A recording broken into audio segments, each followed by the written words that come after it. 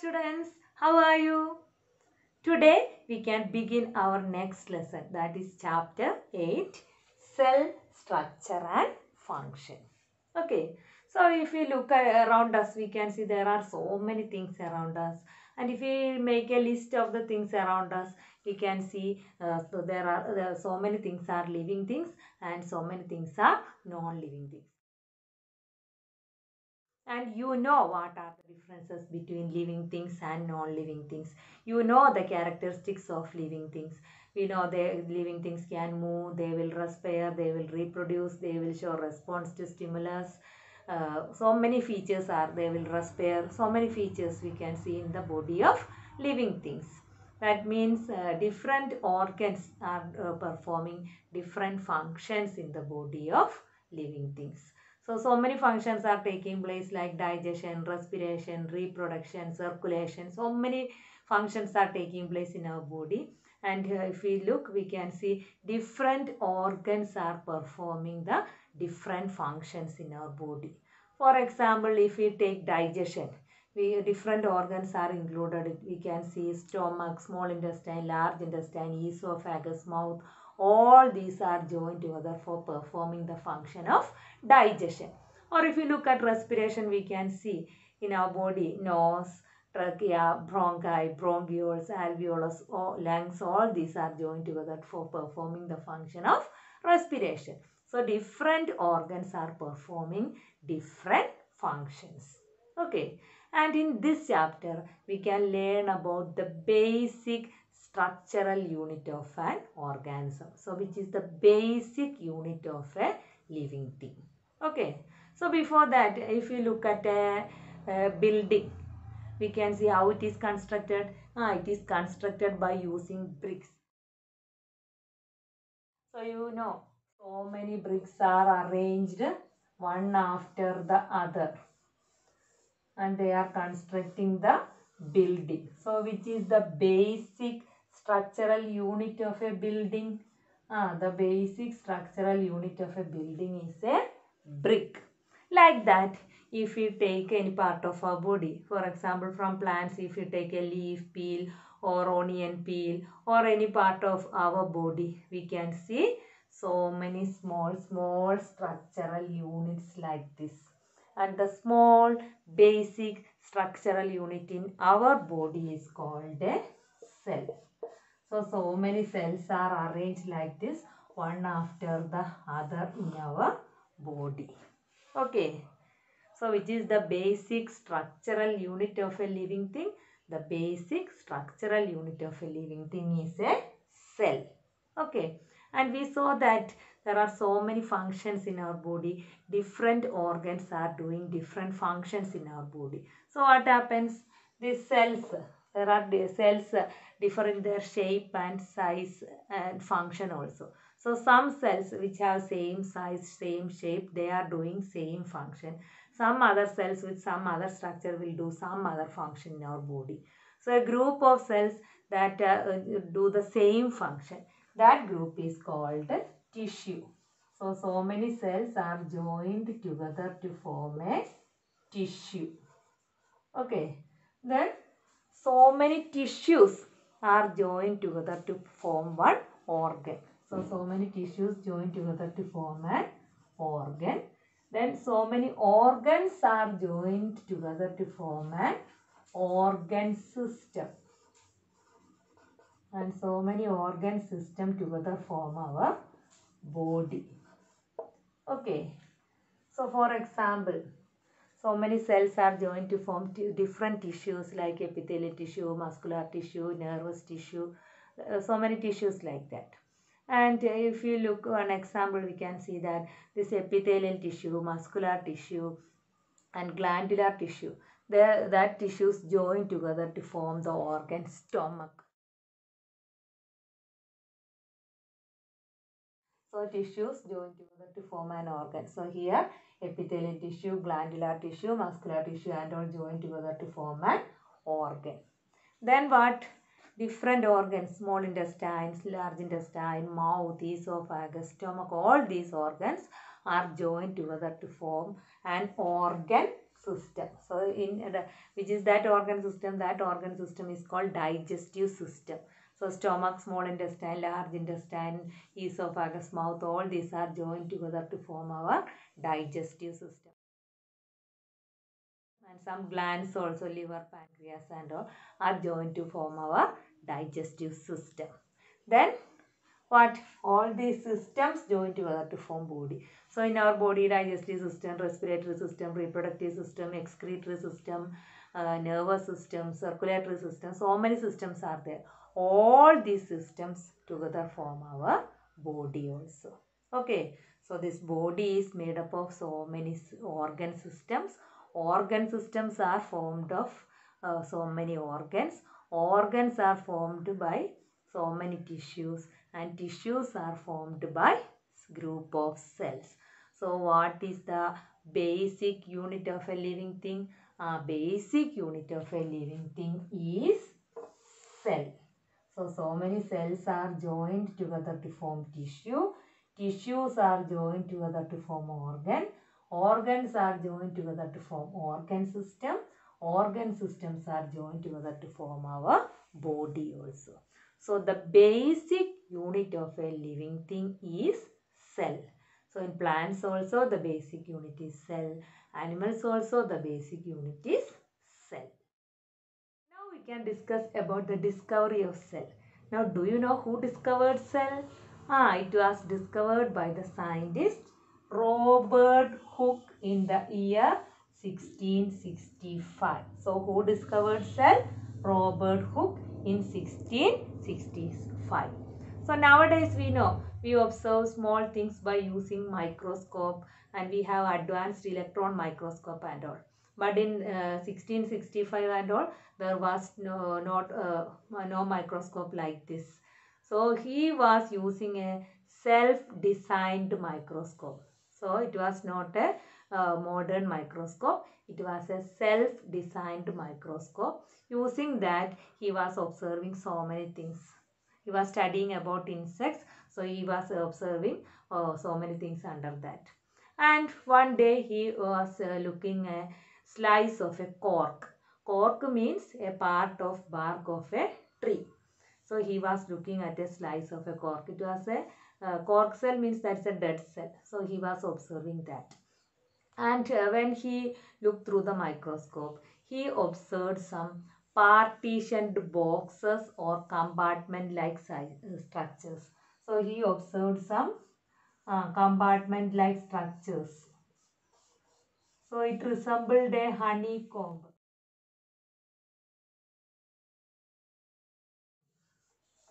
Honeycomb, you know? So it was looking like a honeycomb. So you know honeycomb. So this, when he looked through the microscope, he get a structure like this that resembled a honeycomb. So many small boxes were there. Each box was separated from the other. So many partitioned box-like structures were there. So he coined the term cell for this structure. So he gave the name cell for this each structure. Cell is a Latin word which means little room. Okay. So it is a Latin word which means little room. So in that days, there were monasteries and monks were living in some small little rooms, and their rooms were named as cells. So when he observed these small compartment-like structures, he remembered that and he coined the term cell for each little structure. Now, so many years after his discovery, now we have improved microscope. We are nowadays we are using compound microscope, transmission electron microscope, scanning electron microscope. So many things are used.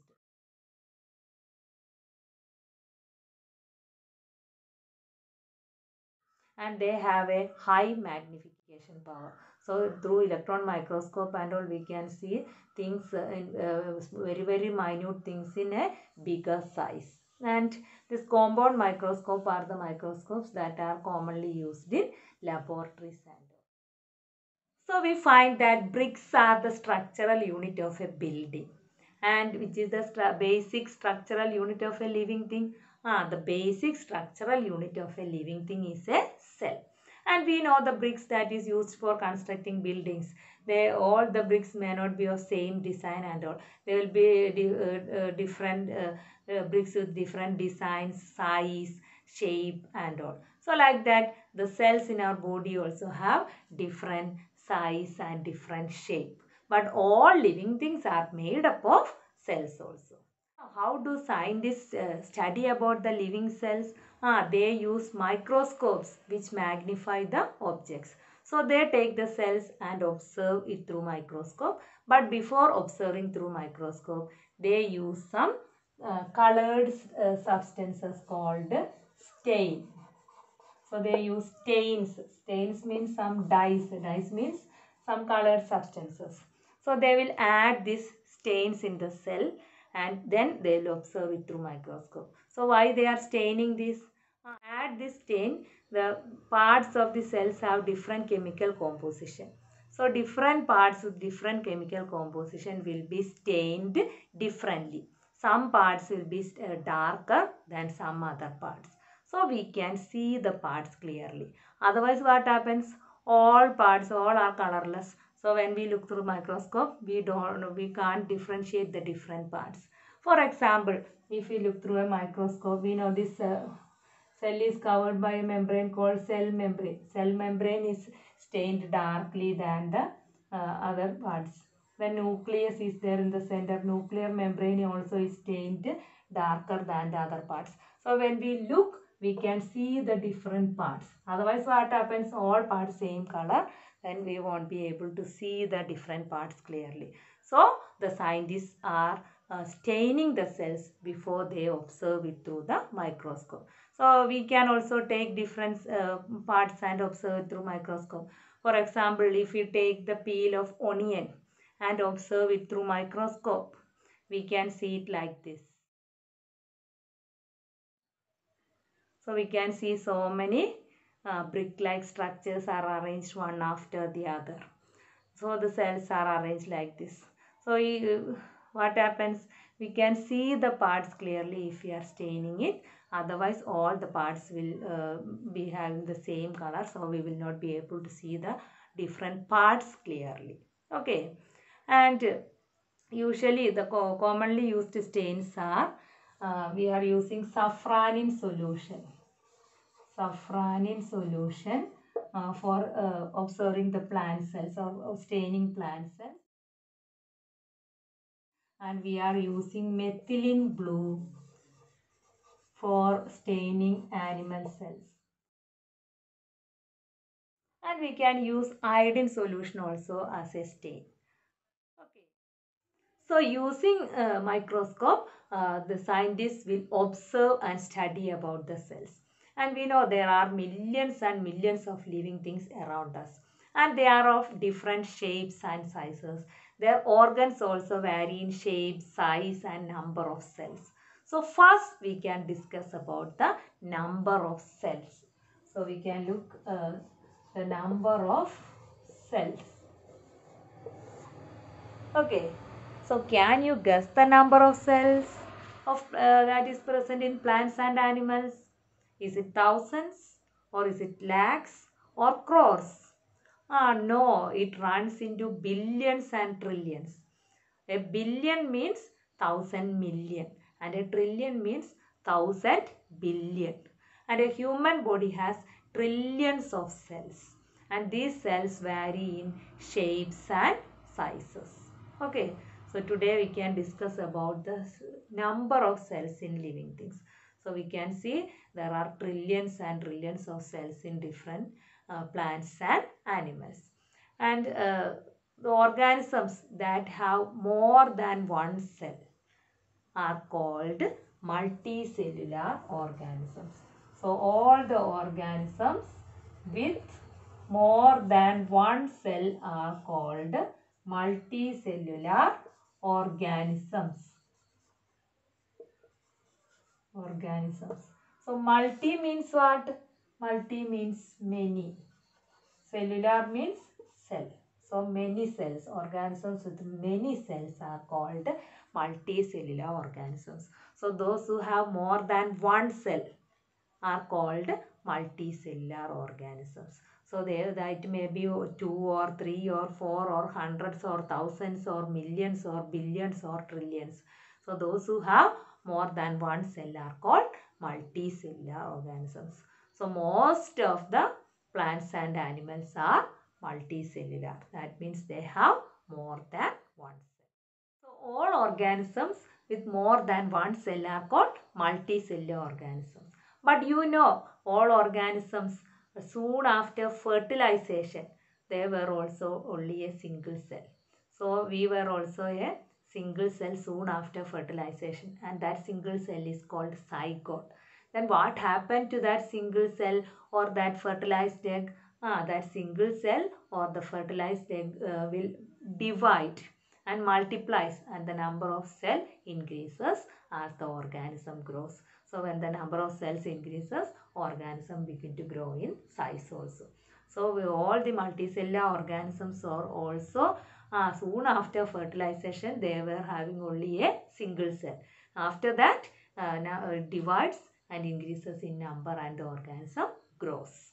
Okay, but there are some organisms whose body have only a single cell. Okay, so many cells are called multicellular organism. So what will be the name of organisms with single cell? Uni means what? Uni means single. So with a single cell, many cell, multicellular. So single cell, unicellular. So the organisms with single cell are called unicellular organisms. So for example, you can say amoeba, paramecium. You are familiar with amoeba and paramecium. Last year we have studied about amoeba and paramecium. So amoeba is a unicellular organism. Paramecium is also a unicellular organism. And we know in the body of multicellular organisms, different functions are carried out by different cells. So different functions, respiration is done by a particular system, digestion is taking place by another system. So different functions are done by different organs. So we have studied that different functions are taking place in the body of living things. So if it is a multicellular or unicellular organism, or different functions are taking place in their body. So reproduction, respiration, digestion, everything is taking place in the body of both unicellular and multicellular organism. But in multicellular organism, we know different functions are carried by specialized group of cells. Cells are joined together to form tissues. Tissues are joined together to form organs. Organs are joined together to form organ systems. And different systems are doing different functions. So organs in the digestive system perform the duty of digestion. Organs in the respiratory system do the duty of respiration. Reproductive organs will do the duty of reproduction. So different organs are performing different functions. But what about unicellular organism? In their body also all these functions are taking place in the body of unicellular organism also. So in amoeba, paramecium or in all other unicellular organism, all these activities are taking place in the same single cell. They don't have any other tissues or any other organs or organ system. They have only one cell. So in that single cell, all these activities, reproduction, respiration, digestion, everything is taking place in their single cell itself. Okay. So even if it is a multicellular or a unicellular organism, all the functions are taking place. So today we were discussing about the number of cells. So based on the number of cells, the organisms are classified as unicellular organisms and multicellular organisms. If they have only a single cell, they are called unicellular organism. Example, amoeba, paramecium and all.